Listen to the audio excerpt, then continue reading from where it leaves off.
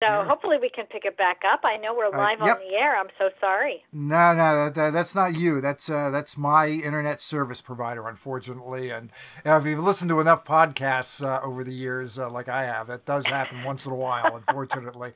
But yeah, Well, no, maybe we've been messed with. Maybe we're being nah, no, I interfered don't think with. that's the case. It's just one of those things, and it did happen. So yeah, my connection is not the greatest today for some reason or another. But okay, that wasn't too bad. We've had worse.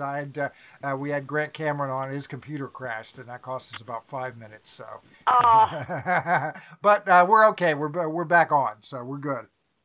great. So yeah, Great. let's see. We were talking about hard science and UFOs. That's where we kind Right, of left right. off. And we got into that from the discussion of the whole Travis Walton story. Yep. We'll actually have Travis and Lynn Katai in town. They're coming in Tuesday night, and so they're actually available all day Thursday to do any other press, like in the Philadelphia area, television, or if there's anyone who wants to speak with them. We just thought, well, let's bring a few in early so that they can do something. And do you know the press is ignoring sent video link after video link of all sorts of Luis Elizondo speaking, Nick Pope speaking, and Kathleen and Travis and Lynn, even some little clips of John Brandenburg. Do you think we can get an interest from the mainstream media in Philadelphia? It's such a conservative town. I'm like, my goodness, what? Are they sleeping at the wheel? We're entertained to death today. Unfortunately, people are entertained on their cell phones, on their computers, and they sit down in front of the TV, and there's just media everywhere. Yeah, there's freaking media when you go to pump your gas in your You would car. think I'll tell you what though, I live in Bucks County, so in Okay. Lower Bucks, and MUFON has generally done a conference every fall in Every Lower fall, yes, Bucks. we have. And I don't we're know. going to do one again this year. Okay, The okay. MUFON PA people are doing another conference. I think it'll be October 28th, 29th. I can flip my calendar and see, but it's usually the Yeah, it's last usually weekend in around October. Halloween. That's Yeah, the time of yeah. year I it is. unfortunately won't be able to be there this year. It's the 26th and 27th. It'll be Friday night and all day Saturday. I don't think they're doing a Sunday program, but I've been asked to speak in Albuquerque at another conference. So unfortunately, I will be away and will not be there.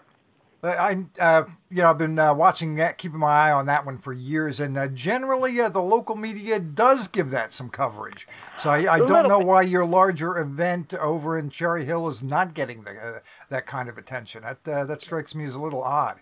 Yes, yes. Well, I don't know either. And it's not for not trying. Right, Most of right. our speakers have done huge amounts of internet radio. In fact, Luis Elizondo was on Coast to Coast. So was Jan Harzine this past week. All of our speakers have done numerous internet radio shows. At least all of them have done 2 or 3 internet radio shows in the last 3 months. Many of them have done 4, 5, or 6.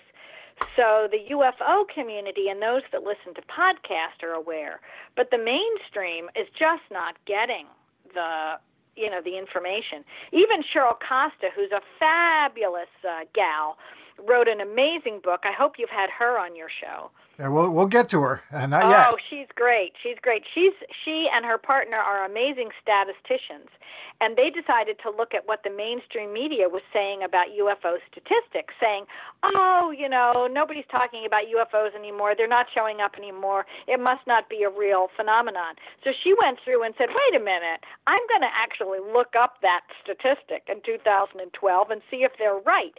And in fact, she found out, no, in fact, UFO sightings are up like, and it's like, I don't know, 50, 60%.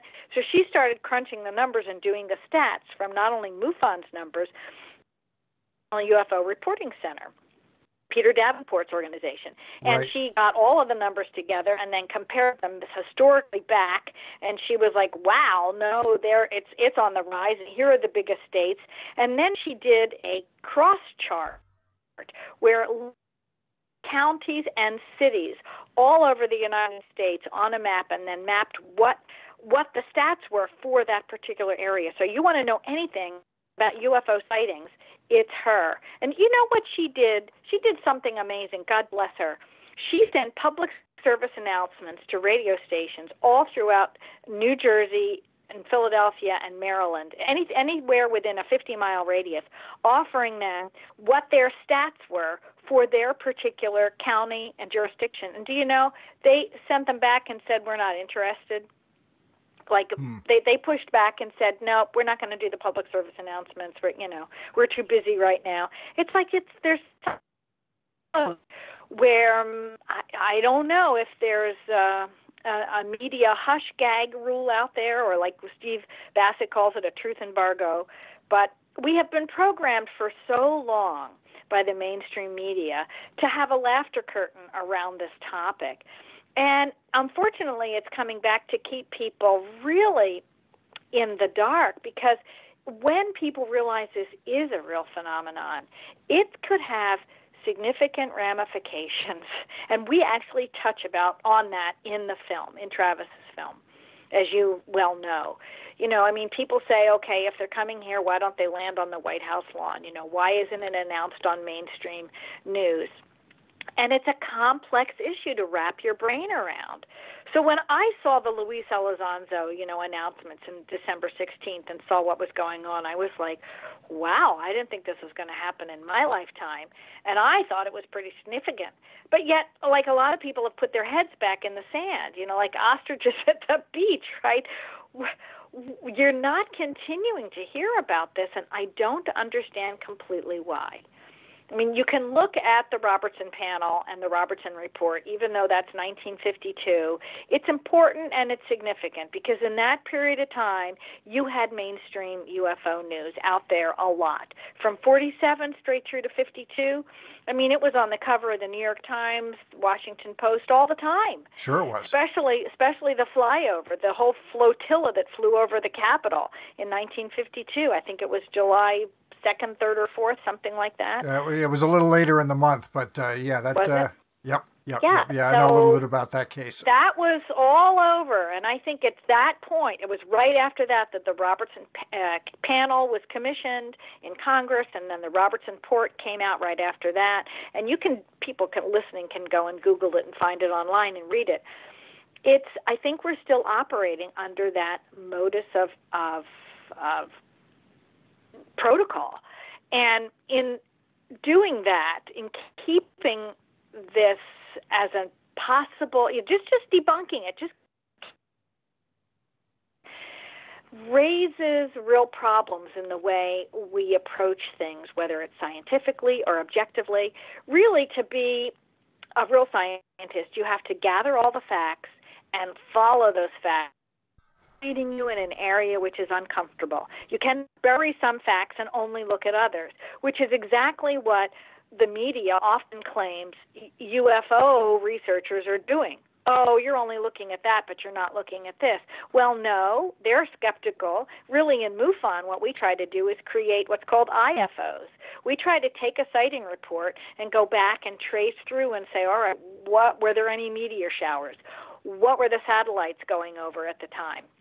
Were there aircraft in the area? What was the weather at the time? Were there any weather inversions? Was there any explosions?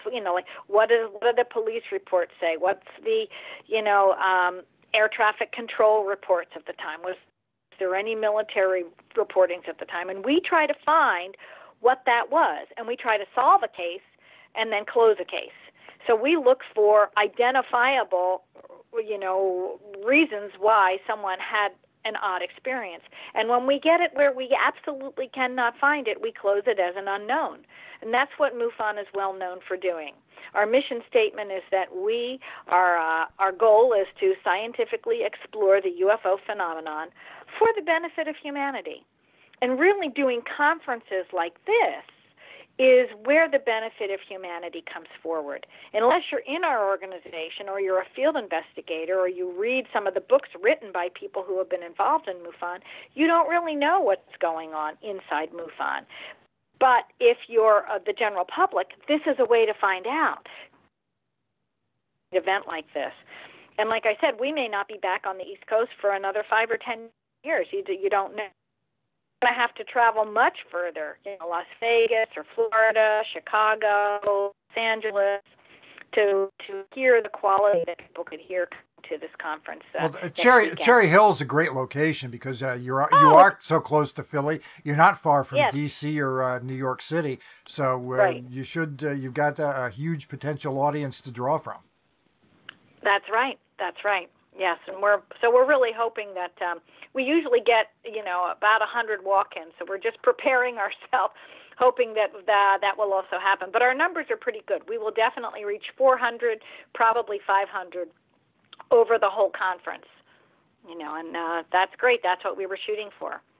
Fantastic. Of course, we're always shooting for more, Frank. Right, we'd love it right. if 1,000 people showed up. Well, maybe someday you'll be at the Link or Citizens Bank Park for these events. You never know. You never know. Certainly, these craft are showing up for big events like that. When Bruce Springsteen was playing on the Parkway, there were maybe 6 or 7 videos that were posted online from different spots in the crowd, filming something overhead, was listening maybe to the Bruce Springsteen concert. And there have been, craft over ball fields and things like that. And when those things happen in this day and age, it's so great because everybody's got a cell phone with video. And if they're close enough, you get these fairly good quality videos on cell phones that are automatically triangulated in different parts of the crowd in the ball field or whatever. So that's confirmation to begin with. You get more than 3 points of angle. Right. You can triangulate really well. And these days, the cell phone down to a couple of feet, where with GPS readings on photos these days, you can say exactly where someone was. So this is really fascinating when you have big gatherings, that you have UFO sightings. Definitely. Maybe we're being watched, yeah. Now, you're saying that you think that Louis Elizondo is going to be a big draw for you based on what you've got in. How did that process go in terms of getting him to come on out? I know he was going to do a conference out west earlier this year, that he was going to be there, but then at the last minute he did something via video, so I wasn't there personally. But he's going to be there. He's going to be taking questions from the audience and all? Yes, he is. It's all about relationships, Frank. And Jan Harzine has actually had relationships with a number of the other people involved in the To the Stars Academy. I think Jan knows Chris Mellon pretty well, and Jim Semivan, and friends of friends. Well, is Jim going to be there? He only lives right down the turnpike. No, he doesn't live that far from here. Yeah, I don't know. I would love to say I'd love to see. Maybe Jan. I have not gotten wind of it. It would be great if he did, because then, of course, I'm sure there would be a plan afloat to have them all part of this one-on-one on Saturday night. I mean, that's going to be an intimate group. I think we're limiting it to about 100. Okay. We may have a few tickets left for it.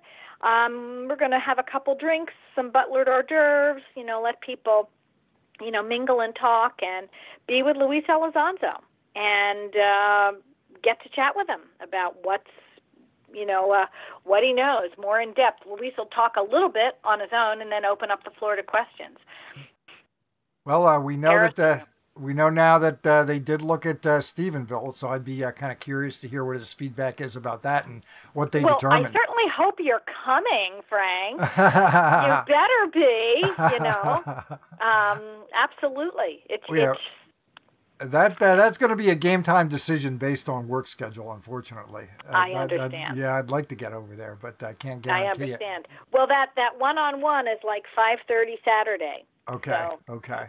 Right inside the front entrance of the hotel. You just come in the hotel and make a left. But we are charging for it, and it might be sold out. So if you can anyway plan and register ahead, I'd recommend it. Got it. Yeah. Yeah, so there's lots to talk about on this topic, and I know you just had Lynn Katai on the air, and she did a great interview with you. Yes, she did. She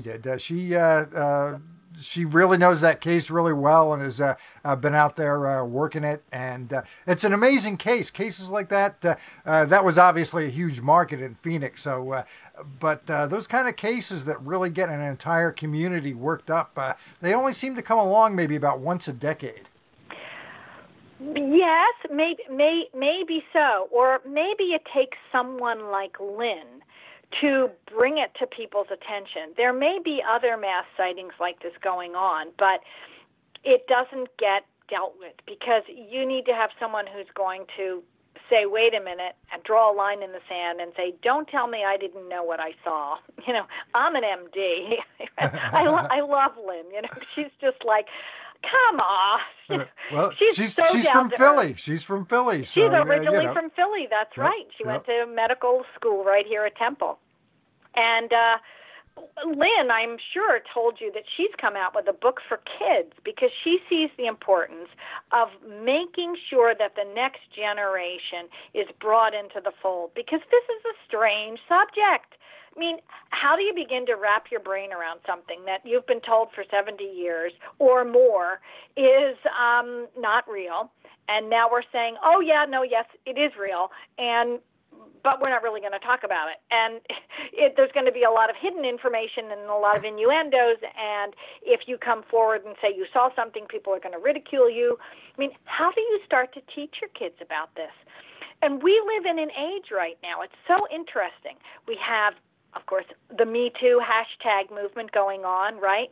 And there's a big movement of well-educated African Americans saying, you know, gee, I was in a store the other day and like they wouldn't give me a bag for my product that I bought, even though I had a receipt, and I got to the door and I was harassed because they thought I was trying to steal something. And I'm a PhD and I teach at Temple University and I'm being treated like I'm shoplifting. Excuse me, right?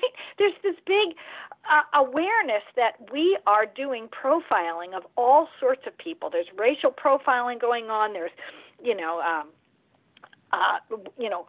abuse against women profiling going on. There's sexual abuse going on. But nobody's ever talked about the profiling of people who come forward on the UFO topic. So what would you call them? Abductees or UFO experiencers? But we've undergone profiling too, where people in your family and your friends and your community just completely write you off and go, oh, well, she's out there in the loony bin. I mean, I've had it happen to me. You have? Okay. You know, I never have, but, you know. Oh, I did a TV show years ago with It's Your Call, Lynn Doyle in Philadelphia. Okay, I remember that show. You know, and then my kids went to a pretty conservative school here on the main line. I won't mention names, but, you know, I went to a cocktail party at the beginning of the school year where the new parents show up, and I had people come up to me and just say, oh, I saw you on the Lynn Doyle show. You know, and then they walked away and they never talked to me again. Never. Then and I heard, oh yeah, she's the Looney Toonie in the class. You know, don't let your kids go play with her kids. You know, I mean, it happened. It happened, yeah. And I'm like, okay, well, you know, if they really want to meet me, we have a lot of fun together. I mean, I have the best time when I go to these UFO conferences because I have the most profound, deep conversations with people. You know, like a lot of the bullshit is cut out of the way. You don't have to sit and talk about light stuff going on. You jump right into what's the political ramifications of this? What are we and John Brandenburg, I've had such amazing conversations with him on the phone about plasmas because I research them because I speak on crop circles. So I'm trying to understand the Earth's electromagnetic field, what's going on under the ground, what's happening electrically and aquifers, and in the summer when the water recedes, the charge to build. How does that affect our atmosphere, our troposphere? What's going on with these sprites happening? So okay, well, let me jump in real quick here because you brought up crop circles, and to be honest with you, there's a lot to know about the UFO field, and I think I know a reasonable amount about the things that I've looked closely at. One thing I've never looked closely at is the crop circles. So for somebody like me who's never really taken a close look at it, why don't you tell me why it's been important to you and what you've gotten out of it? Well, one of the things I study is not only crop circles, because if you're just looking at crop circles, you're looking sort of at the cream of the crop and something really pretty and hard to explain. But you have to kind of look on the small scale. You have to look at the soil samples and the seed germination studies that are done from crop samples taken inside and control samples taken outside of crop circles. And when you do that and you compare them with what I call randomly downed crop, or messy crop laid down in a field after a rainstorm, and you look and do the same thing there, taking soil samples, looking at the crop, taking seed germination studies, looking at the expulsion cavities, looking at the dryness in the crop and the dryness in the soil, looking for crystallinity in the soil, which is found, looking for any kind of electrical field that's there with a tri-field meter reader, and just seeing how much magnetite is in the actual soil. It's amazing the similarities between randomly downed crop and crop circles. Now, do we get a lot of these locally? Yes, you do. And okay. where you live, Frank, you're going to see them all the time when you start realizing what you're looking at. Okay. You know, like when you buy a new car and then suddenly you see that car everywhere on the street? Right. Once you wake up and understand what randomly down crop is, you're going to start seeing it all the time. You're going to find yourself slamming on the brakes, pulling over, jumping out, running into people's fields, going, what made this crop lay over? What's going on here in the ground? You're going to be like running to your car and getting your Starbucks cup and sticking soil in it because you want to look at it under a microscope. It's absolutely fascinating. There are electrical conditions that exist on this planet that we don't yet fully, completely understand. Geologic electrical things where I think there's some kind of electrical charge that could be related to terahertz, microwave rays, gamma rays, in other fields or other perspectives that we can't see, beyond the visible light spectrum, either below or above it. And there are electrical interactions going on between the ground of the Earth and the upper layers of our atmosphere that we don't yet fully, completely understand. And when you start to read and understand the whole nature of plasma activity, it is mind-blowing. I just finished getting through a book by Anthony Peratt. And I love Anthony for a number of reasons. He's a great scientist. He's worked at Lawrence Livermore Labs, and I think he's done work with NASA. He does a lot of aerospace, understanding and discussions of space with in think tanks with other groups. His book is called the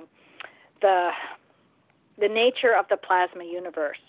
When you understand how absolutely powerful electrical forces and electromagnetics are, and the combination of electromagnetic energy in with plasma energy, and the dynamic force that these powers have, you can look at a crop that's downed and think, so it looks like a river just rolled through here or something happened, but nothing that you can physically see did. But yet you walk into a field where there's randomly down crop and your cell phone dies, and then you walk out of that field and all your bars come back. So there's some electrical interference going on. Is it coming out of the ground? Did it come from above?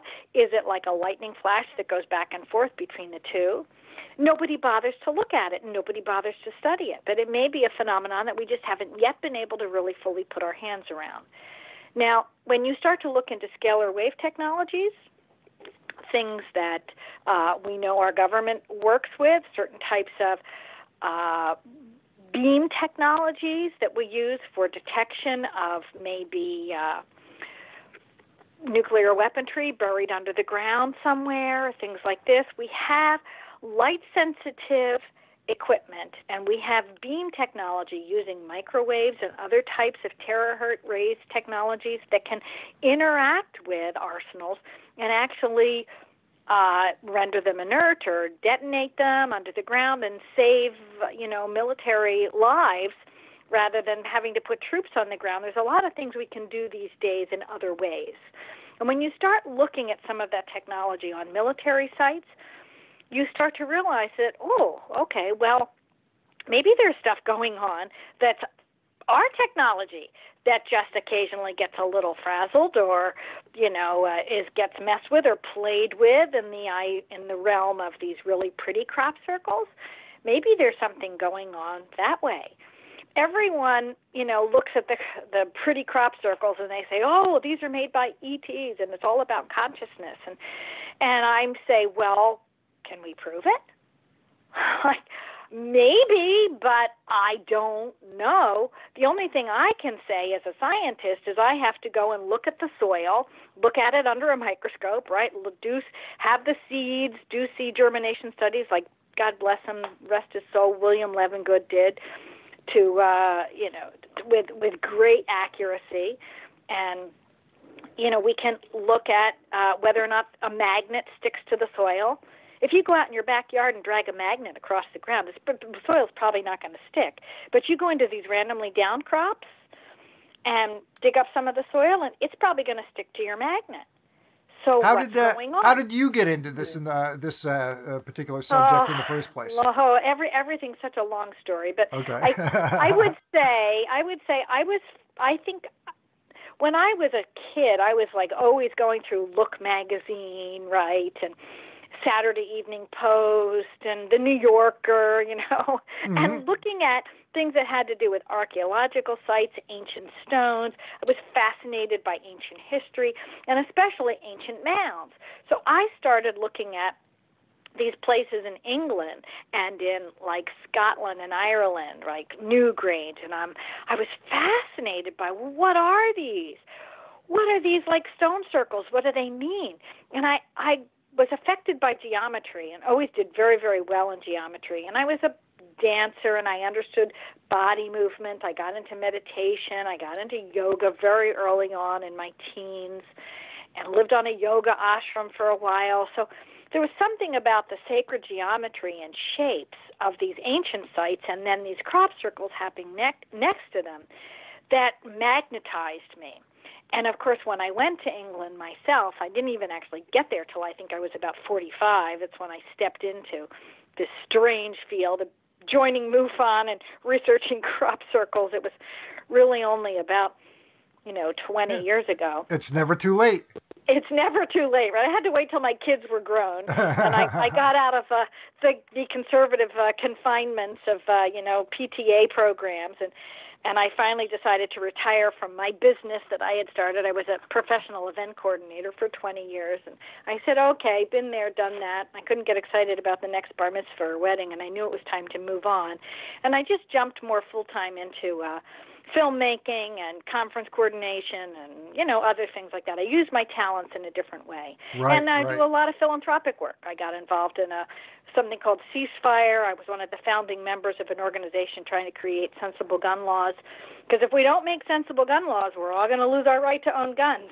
Right, Everybody's got to wake up about that, And I'm Jewish, I'm happy to say. And, boy, if what happened in Nazi Germany, if people were still allowed to own their own guns at the time when Hitler took over, maybe what we know of as the Holocaust might not have happened.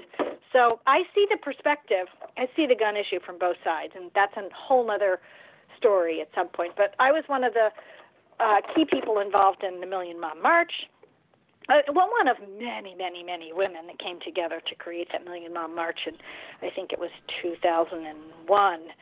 And then out of that grew the Ceasefire. And so I've been on the board of that for a long time. So I'm using my talents in a lot of other ways that I was not able to do when I was younger, just for the main purpose of running a business and raising children, right? Sure. So that's how I kind of came to explore crop circles. I just said, I'm passionate. I want to go forward and understand this in more depth. And that goes a long way. That's a very underrated attribute, passion. If you've got a passion for something, you'd be surprised what you can do.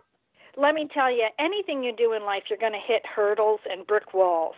And if you don't have the passion and the drive to get around those, I mean, there are times in your life when you just have to throw your hands up and go, oh, my goodness, I didn't understand that I did something that, maybe I shouldn't have, so I need to apologize and move forward, and you need your passion to take you further. And I've certainly hit a lot of walls and then learned and stepped over them and continue to move in that direction. So for any young people listening, life is tough. Nobody tells you how difficult it's going to be. just yesterday, my daughter in town was in driving. She got completely sideswiped by a bus. This a big tour bus took off a wheel on her car and damaged the whole front of her car, and then it drove away. It was like a hit and run. Right. And I'm like, oh well, this stuff happens. And thank God there's a camera there, so we're going to be able to probably get the footage from SEPTA and figure out who hit her and move forward. But it's really, you got to be prepared for these curveballs that life throws at you. And protect yourself at all times. Check yourself at all times. Go slowly, take a deep breath, rethink. If you've made a mistake, apologize. Try to look at things from other people's perspective and move forward. Life is not easy, and especially with this UFO topic, it's at least with the crop circles. This is something I didn't mention. With crop circles and randomly downed crop, there's a lot of physical trace evidence. And a lot of times with lights in the sky that fly by, it's like somebody's, statement, yes, I saw this, and unless you have 2 or 3 people that see it or film it, you don't really have any physical trace evidence or radar. That's right. So with crop circles, I think one of the reasons I was attracted to it is it's like amazing. You just walk right into it, and it's huge, and you can't even understand it because you can't see it from the air. You need to have a drone now that flies over and snaps a picture so that you can understand what you're walking around in. And there's tons of physical trace evidence. I mean, tons, so much you couldn't even put it in your suitcase and bring it home. Not to mention that it's illegal these days, or for a long time, especially in hoof and mouth disease. We couldn't bring anything home with us, right, from England. But there's tons of trace evidence, and that's what's so fascinating about the crop circle research. Got it. Yeah. Okay, well, just wrapping up now, there has been some controversy. MUFON has not been without controversy recently because of some comments regarding John Ventry. And you lost a guy, Chris Cogswell, who had taken over as director of scientific research for MUFON, who was in for a while, and then he was out over what he saw as Ventry's continued involvement with MUFON. What can you tell us about this? The feedback hasn't been good.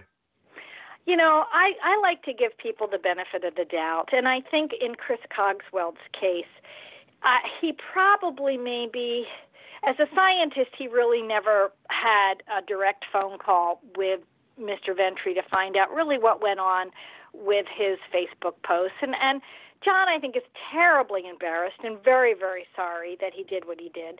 He worked for years with UPS and security with African-American people, and he is really not a prejudiced person. He wrote things in a tirade over a piece of fake news that someone sent him. He may even have been deliberately set up. And I'm sure if John could go back and do it over again, he would. He's made many public apologies, but Chris didn't seem to be open to hearing anything from that. And actually, John maybe slightly overinflated his position. When we started this conference, he was, of course, involved in MUFON PA as our state director, and every state director is the one who's responsible for hosting a conference if it's in your city. So John was very involved in 2014 and did an excellent job, which is why the conference was coming back in 2018. So when he stepped down over a year ago, I very happily stepped up. We changed, roles very effectively. And, John and I occasionally speak on the phone. He's a nice guy, but a lot of things happened as a result of, his Facebook posts. And I just think he wasn't thinking at the time. But, and Chris, I think, also had some personal things going on in his life that maybe he didn't mention and would best be left, for his own personal reasons, left unaddressed. We all need to have a certain amount of privacy in our lives, and I really respect that. So the speed with which he stepped in and stepped out of MUFON is significant that maybe this was an easy excuse. But John Ventry has not been the chairperson for well over a year. When this event came up originally last May, we made a transition easily. He stepped down. I stepped up. Jan Harzine from the national office called me and said, will you take over? And I said, yes, I'd be happy to. So, and the conference is really going to be wonderful. The hotel's been wonderful to us. And, in any organization, there's always going to be someone there who's trying to stir a soup pot or pull the organization apart. And I usually think those are plants of some sort, debunkers in some way, who want to deface the whole topic. And if you can't deface the topic, then you go after a personal attack on the people who are involved in it. And Travis Walton can tell you this very well, right? If you can't attack the data, attack the person. Right? You hear Stanton Friedman say this all the time. Do your research, by proclamation, not by research. So don't pay attention to the facts. They don't matter. Just, produce the propaganda you want and people will believe you. And that's what's going on this whole topic. That's the backstory to it all. There's something else afloat, and there's always people that want to make people fight against one another and make them look discredited. So I think that's a big part of what's happening. And honestly, it's such a small thing in the big picture of what's going on with Luis Elizondo coming and with this conference being here, that anybody who's going to spend their time focusing on that is kind of really looking in the wrong direction. But maybe that's deliberate for some reason. Like like when Clinton was in power and everybody was focused on what's going on that blue dress and who's Monica Lewinsky and whether or not the president had a relationship and that was inappropriate that he should have and shouldn't have had. There was a whole backstory going on as well, that what was going on in Congress at that time is they were all being handed the UFO briefing document that was prepared. But you never heard about that in the news, did you? No, we're all going to just talk about Monica Lewinsky. So whenever the media is like way overdone in a different area, you need to step back objectively and say, "Oh, okay, what am I not supposed to look at?" Right? Don't pay attention to that guy behind the curtain. Of course, I'm using a line from the Wizard of Oz, right? Dorothy, look over here, right? So. Hopefully that answers your question. There's always a bigger picture. Well, it was, always a bigger picture. John was on my Facebook friends list at the time, and I did see the tweet in question, and it was an unforced error. Let's put it that way. Yeah, and the other thing is Facebook is Facebook, and it shouldn't be held up as a representation of that's John's personal life. It doesn't have anything to do with his job in MUFON. Or if he'd been working at UPS at the time, if he hadn't been retired, what he does on Facebook doesn't really have that much to do with what goes on in a professional world. But we live in a day and age where people are so much more wrapped up in social media than they need to be. And a lot of times, people do things not necessarily out of deliberate maliciousness, but sometimes just plain stupidity. I mean, my gosh, I certainly have done things where I'll say, oh, boy, I wasn't thinking, was I? So you say you're sorry, you look at the situation from the other person's perspective, and you move on. And certainly we all have in MUFON. I mean, this is like such old news to us. It's, you got to keep up with what's going on. And the whole UFO topic is constantly filled with new and interesting data coming forward. So, and that's much more interesting to look at. So let's give people the benefit of a doubt, That's the approach I've taken. Well, we're going to see a lot of that next weekend then, and you've got a great lineup. I hope to be over there. If I get there, I'll hunt you down, and you'll say, "Who is this guy?" Come up to me, and I'll just say, "Hey, it's me." I look forward to it. It should be a lot of fun, and I certainly hope to get there. Have you got anything else for us that I haven't asked you about?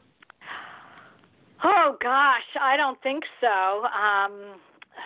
But let's do another show in depth about crop circles sometime. And in fact, I spoke at the International UFO Congress last year, so I can send you a DVD of my talk, and you can be a little more in-depth oriented to my perspective on what's going on, and we can have a more in-depth show. Yeah, absolutely. I'll get right. that to you, and yeah, I'm looking forward to that because, like I said, it's a big field in there. There's no way you Oh, can be an yeah, expert on every little aspect of it, or even absolutely. some big aspects of it. That's And right. yeah, always looking to know more, looking to find out more. Best of luck to you next weekend. I don't think you're going to need it. I think you're going to have a big success, a great lineup in a big metro area. So I think you're going to fill that place from Friday to Sunday. And Jennifer Stein, thank you so very much for coming on today. Thank you so much for having me, Frank. It's been a huge honor. I hope I didn't talk too much. I No, think no, that's no, what no, I'm no, supposed to do, but no. I'm passionate. I'd love to be on your show again. Thank you so much. Fantastic. You have a great day, Jennifer. Thanks again, and all my best coming up next weekend. Thanks a lot. Thanks, Frank. Bye. Bye bye. And there we go. Another successful show in the books. Thanks for joining us. And I might very well be over in Cherry Hill next weekend. So if I am, just say hello if you happen to be there. We may or may not be doing a show, but we've got more in the works. I understand we've got a couple of coups possibly in the queue that we might be having over the next several weeks. And you have a great week. Enjoy the rest of your weekend, and bye-bye.